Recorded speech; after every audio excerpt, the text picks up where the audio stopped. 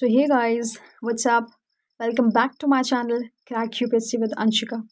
In this video we are going to cover quick revision module of Polity part 2 which has been released by the Vision IS. So this module is so effective and I think helpful for you. So I have already made the part first. You can go and check it out on my channel and please like, subscribe and share my channel if you're liking this initiative of mine. So without any further ado, I would like to start the video. Okay, so let's first see the syllabus. So yesterday we have covered the first topic, and today we are going to cover the second topic, that is evolution of the constitution. Okay, so let's move. We will keep all the videos short because I think short videos रहते हैं तो it is effective for me to upload as well. It's also easy for me to upload. ठीक है, तो अब देखते हैं. सबसे पहले जल्दी जल्दी क्विकली कवर करते हैं. हिस्टोरिकल बैकग्राउंड देख लेते हैं ऑफ इंडियन कॉन्स्टिट्यूशन का. So the historical underpinnings and evolution of the Indian Constitution can be traced to many regulations and acts passed before Indian independence. So these can be summarized under two heads. ठीक है, historical background two heads में हम पढ़ने वाले हैं. Company rule and crown rule. ठीक है, तो कंपनी रूल जो है वो 1773 से लेकर 1858 तक था एंड क्राउन रूल 1858 से लेकर 1947 तक था. इन दोनों के बीच में जो मिड पॉइंट है ना वो 1947 का रिवोल्ट है. उसके बाद में क्या होता है कि कंपनी जो है वो टेक ओवर कंपनी जो है वो जो गवर्नमेंट है ना वो कंपनी को टेक ओवर कर लेती है और कंपनी रूल वहाँ पर एंड हो जाता है and then crown rule start होता है. गवर्नमेंट डायरेक्टली कंट्रोल करने लगती है. ठीक है, कौन सी government? British government. Okay, Britain में जो गवर्नमेंट होती है उस टाइम. सो यहाँ पर यही सारी चीज़ें हैं. अभी हमें पढ़ना है कि कैसे हिस्टोरिकल अंडरपिनिंग्स बेसिकली कैसे कैसे टाइम लाइन के हिसाब से पढ़ना है. ठीक है, started after British was granted Diwani rights. Diwani rights क्या है? Diwani rights like tax free trade right without permission. ठीक है, without permission of tax free trade rights जो मिलते थे और जो पहले के मुगल रूलर्स जो थे वो फरमान जारी करते थे, दीवानी राइट्स जारी करते थे देने के लिए. ठीक है, ये जो राइट्स हैं. So post it's victory in the battle of Buxar 1764. ठीक है, उसके बाद इनको दीवानी राइट्स मिलता है और वहीं से कंपनी रूल का स्टार्ट होता है because battle of Buxar was such a huge loss for India sovereignty. Okay, so you can say crown rule जो है started after the revolt of 1857. अब यहाँ पर इंपॉर्टेंट टाइम लाइन देख लेते हैं. टोटल 1600 में क्या हुआ था? Arrival of British traders. तो ट्रेडर्स की तरह ब्रिटिश जो है EIC कंपनी के थ्रू इंडिया में एंटर करती है. 1765 में क्या होता है? दीवानी राइट्स वो मिलते हैं EIC को बाय शाह आलम. ठीक है, 1773 में रेगुलेटिंग एक्ट आता है. यहीं से तो स्टार्ट होता है कंपनी रूल 1773 टू 1858. फिर एक्ट ऑफ सेटलमेंट आता है 81 में. 1784 में पिट्स इंडिया एक्ट. 1813 में चार्टर एक्ट. 33 में अगेन चार्टर. 1853 में अगेन चार्टर. ठीक है, अब रिवोल्ट ऑफ 1857 होता है और यहाँ से गवर्नमेंट टेक ओवर कर लेती है. अब 1858 में अगर मैं बात करूँ तो सबसे पहला एक्ट जो आता है गवर्नमेंट ऑफ इंडिया एक्ट वो आता है. 1861 में, 1892 में, 1909 में, तीनों में इंडियन काउंसिल एक्ट आता है. ठीक है, 1919 की बात करें तो गवर्नमेंट ऑफ इंडिया एक्ट आता है. 1932 में कॉमनल अवार्ड आता है. 1932 में गवर्नमेंट ऑफ इंडिया एक्ट. 1935 आता है. 1947 में इंडियन इंडिपेंडेंस एक्ट ऑफ 1947. तो यहाँ से इंडिया जो है आज़ाद हो जाती है.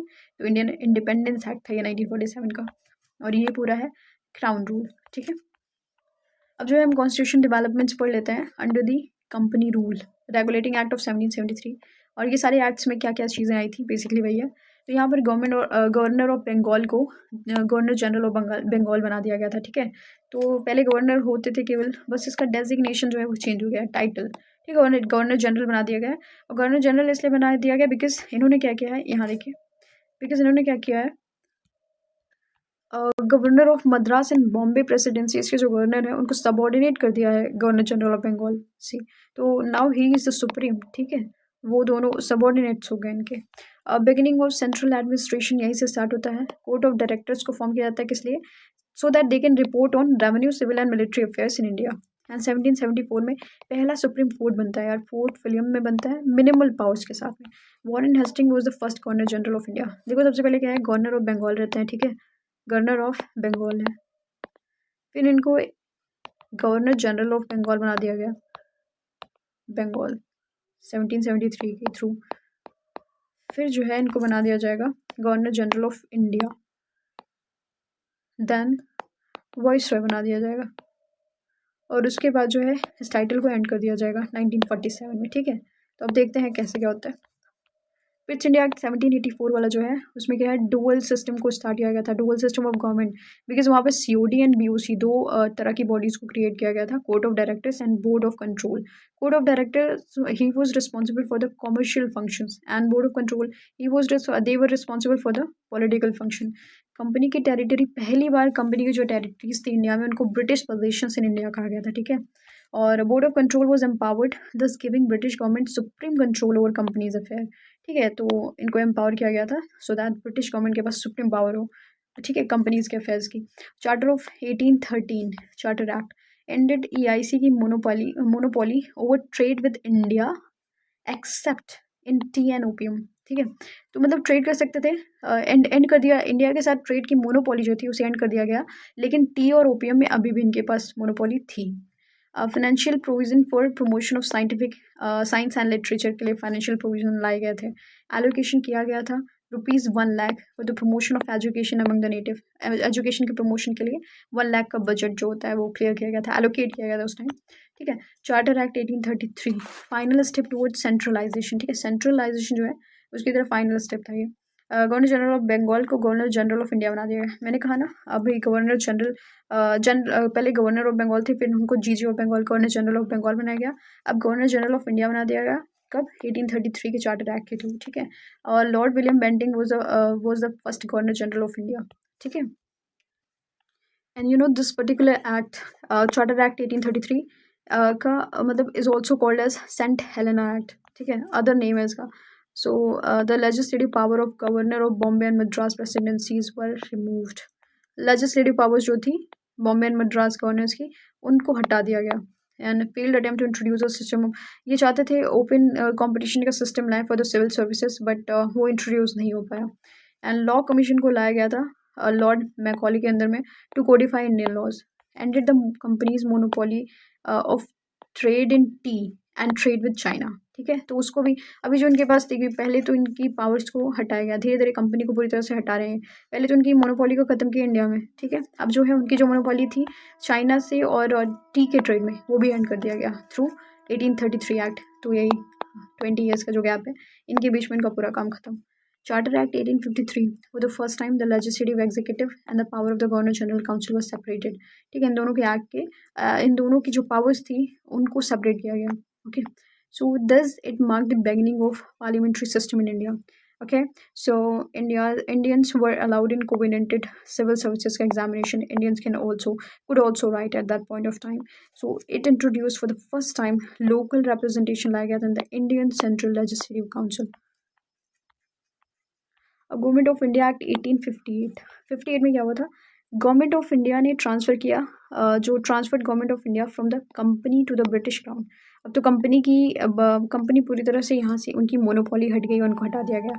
अब governor general of India was designated as viceroy, तो पहले गवर्नर थे बंगाल के, फिर उनको GG of Bengal governor general of Bengal बना दिया गया। अब उसके बाद गवर्नर जनरल ऑफ इंडिया बना दिया गया, एंड देन 1858 का एक्ट के थ्रू क्या बना दिया गया, वाइस रॉय, ठीक है। तो ये वाइस रॉय बना दिया गया, सबसे पहले वाइस रॉय लॉर्ड कैनिंग है, first vice Roy of India. So SOS यहाँ पे सेक्रेटरी ऑफ स्टेट की एक पोस्ट को बनाया गया, वॉज एस्टैब्लिश्ड एंड अबॉलिश कर दिया गया board of control and court of directors को, दस ending the dual system. So Indian council act 1861, अब नाउ 1861 का जो इंडियन काउंसिल एक्ट था उसमें beginning of representative institutions, and they initiated decentralization as well as legislative powers of Bombay and Madras presidencies were restored, ठीक है। और recognise portfolio system भी आ गया यहाँ पर, ऑर्डिनेंसेस पावर जो है वाइस रॉय के पास थी यहाँ पर। न्यू लेजिस्लेटिव काउंसिल एस्टैब्लिश्ड कहाँ पर भी, बंगाल में, पंजाब में, NW north western frontier province, ठीक है। नाउ इंडियन काउंसिल एक्ट जो 1892 में आया था उसने इंक्रीज कर दिया the number of non judicial member, मतलब नॉन जुडिशियल मेंबर्स का नंबर जो है यहाँ पर इंक्रीज हुआ है basically in the central and provincial legislative council, increase the functions of legislative council. For example अब इनके पास क्या है, ये they can discuss budget, they can discuss but they can not ask supplementary questions, ठीक है। तो डिस्कस कर सकते हैं but they can not ask the questions related to it, supplementary question नहीं पूछ सकते। काउंसिल इंडियन काउंसिल एक्ट 1909 का it is also known as parliamentary reform इसमें क्या हुआ कि इन्होंने central and provincial legislative council के जो मेंबर्स थे उनकी साइज़ को इंक्रीज़ कर दिया, सो that they can also make Indian participation year. और इंडियन का पार्टिसिपेशन ज़रूरी था because so that they can ensure that Indian revolution wouldn't happen at that point of time, ठीक है। सो यस है सेपरेट इलेक्टोरेट की अगर मैं बात करूँ for Muslim they enlarge deliberative functions of legislative council, for example supplementary questions and resolutions on budget। तो यहाँ पर देखा आपने डिस्कस कर सकते थे बट सप्लीमेंट्री क्वेश्चन नहीं पूछ सकते थे, और यहाँ पर उन्होंने सप्लीमेंट्री क्वेश्चन को पूछने की आज़ादी दे दी है और रेजोल्यूशन बजट पे पास हो सकता है। अब इंडियंस इन एग्जीक्यूटिव काउंसिल, ठीक है, उनको सबसे पहले कौन थे, सत्येंद्र प्रसाद सिन्हा, ठीक है। Now government of India act 1919, इसको क्या कहा जाता है, it is also known as Montagu Chelmsford reform कहा जाता है इसको। इंट्रोडक्शन ऑफ रिस्पॉन्सिबल गवर्नमेंट यहाँ पर हुई थी, डायरेक्टली इंट्रोड्यूस की गई थी प्रोविंशियल लेवल पे, ठीक है, और बाइकेमरलिज्म सेंट्रल लेवल पे, और for the first time direct election हुआ। लिमिटेड फ्रेंचाइजी थी वहाँ पर, मतलब कुछ रीजंस थे, कुछ ऐसे लिमिटेड थी, like women can not vote, तो ऐसा था। And the person with rich and healthy family can vote, wealthy family can vote, sorry rich and wealthy family can vote. तो मतलब ऐसे कुछ उन्होंने लिमिटेड फ्रेंचाइजी दी थी, सारी पॉपुलेशन को नहीं दिया था, ठीक है। एक्सटेंडेड कॉम्युनल रिप्रेजेंटेशन, ठीक है, तो मतलब क्या है, representation of the in terms of political representation, तो पॉलिटिकल सोसाइटी में स्फेयर में उन्होंने बहुत लोगों को, लाइक सिख का पार्टिसिपेशन था, क्रिश्चियंस का भी था, एंग्लो इंडियंस का भी था, तो मतलब एक्सटेंड किया उन्होंने कॉम्युनल रिप्रेजेंटेशन को। Provided for the establishment of public service commission का एस्टैब्लिशमेंट होता है यहाँ पर, एंड स्टैट्यूटरी कमीशन भी बनता है, ठीक है। Now, Government of India Act 1935. This is very important act. Important regarding your examination perspective as well as others, like other perspective as well, because हमें पता होगा that we know that 50% of our constitution, जो अभी हम अपने constitution में laws को पढ़ते हैं, was borrowed from Government of India Act 1935. So that's why it becomes very important here. Okay, so establishment क्या हुआ था यहाँ पर, ऑल इंडिया फेडरेशन का establishment हुआ था। that was comprises from provinces and princely states। 3 list थी इसमें, federal, provincial and concurrent. Now these list are in schedule 7 of the constitution, 7th schedule में है कॉन्स्टिट्यूशन के। और इन्होंने क्या कर दिया, एबॉलिश कर दिया डायरकी एट प्रोविंशियल लेवल। यहाँ पर इन्होंने लाया था ना, यहाँ पर डायरकी प्रोविंशियल लेवल पे इन्होंने लाया, और यहाँ पर एबॉलिश कर दिया गया और इंट्रोड्यूस किया सेंट्रल लेवल पे, ठीक है। यहाँ पर प्रोविंशियल में था, यहाँ पर सेंट्रल पे लाया गया। और नाउ यहाँ पर बाइकेमरलिज्म सेंटर पे था, यहाँ पर bicameralism at provincial level. Extended communal representation, depress classes, women labour, तो यहाँ पर देखिए जो है कॉम्युनल रिप्रेजेंटेशन यहाँ पर भी एक्सटेंड किया गया था। यहाँ पर लाया गया कौन कौन सी क्लासेस को, डिप्रेस क्लासेस को लाया गया, वेमेन को भी लाया गया, लेबर को भी लाया गया। और यहाँ पर ये इंपॉर्टेंट है बिकॉज 1935 में आरबीआई का भी इस्टेब्लिशमेंट हुआ था। 1 April was the year 1935, and federal court, ठीक है। नाउ 1947 का एक्ट आ जाता है, इसमें ब्रिटिश रूल का एंड हो जाता है बिकॉज इंडियन इंडिपेंडेंस एक्ट पास होता है और उसके थ्रू इसको हटा दिया जाता है ब्रिटिश रूल को, और abolish the office of viceroy and secretary of state. तो अभी ये सब भी हट गए, ठीक है। Now empowered constituent assemblies to frame and adopt constitution, तो कॉन्स्टिट्यूएंट असेंबली बनती है जो कि फ्रेम करती है constitution for our independent India. Okay, so freedom to princely states to join the dominion of India और पाकिस्तान, मतलब दो प्रिंसली स्टेट्स के पास फ्रीडम थी कि वो चाहे इंडिया को ज्वाइन कर सकते हैं, चाहे पाकिस्तान को, और चाहे तो इंडिपेंडेंट भी रह सकते हैं, दोनों को ज्वाइन नहीं करें, ठीक है। नाउ मेकिंग ऑफ कॉन्स्टिट्यूशन की हम डिटेल्स देख लेते हैं थोड़ा। टाइमलाइन की बात करें तो सबसे पहले 1906 जो आइडिया था कॉन्स्टिट्यूएंट असेंबली का, इम्प्लिसिट था in the demand for Swaraj की डिमांड हुई थी 1906 में। उसमें कॉन्स्टिट्यूएंट असेंबली का जो आइडिया था वो इम्प्लिसिट था, मतलब वो that was not explicit but implicit in that idea. 1934 में एम.एन. रॉय ने इस कॉन्सेप्ट को एक्सप्लिसिटली सबके सामने रखा, ठीक है।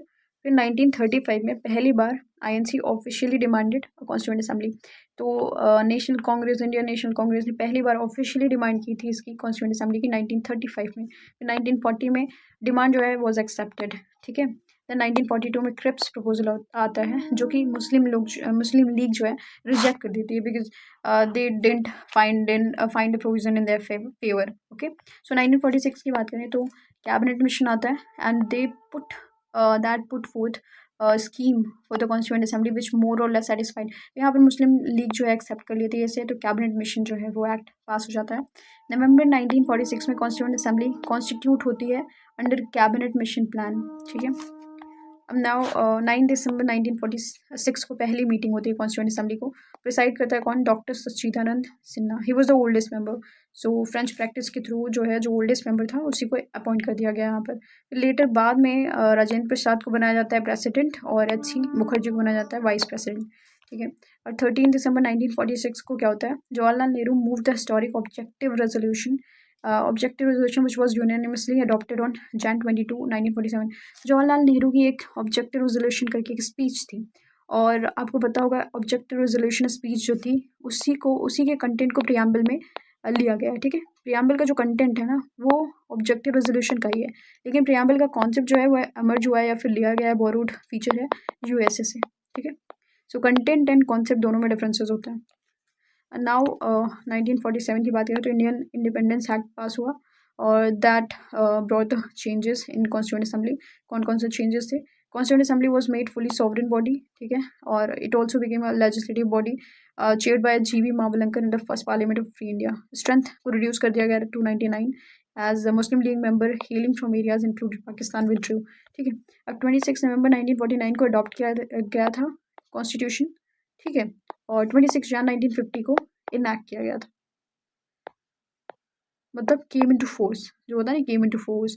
यहाँ पर ना इस टाइम में 2 to 3% जो है कॉन्स्टिट्यूशन को एप्लीकेट कर दिया गया था, बट यहाँ पर fully recognise and applicable in India 26 Jan 1950 को। 26 नवंबर में क्या होता है? The motion on draft constitution was declared as pass. It contain, उस टाइम प्रियम्बल था, 395 आर्टिकल थे, 8 शेड्यूल थे। ठीक है, 26 जन 1950 की बात करूँ तो was chosen as the date of commencement.